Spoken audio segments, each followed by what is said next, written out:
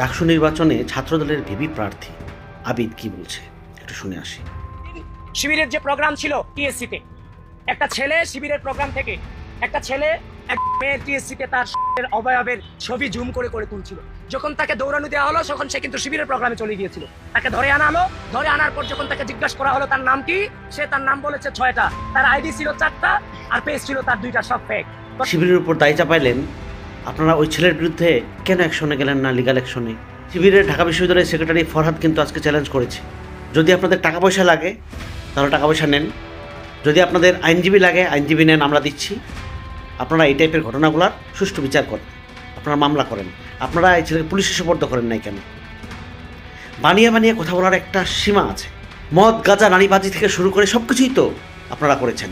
তখন আপনারা শিবিরের বিরুদ্ধে কিছু করতে পারছেন না, বলতে পারছেন না, কোনো এক্সকিউজ নাই, যার কারণে বানানো এইসব নাটক করছেন, যেটা সবাই বুঝে।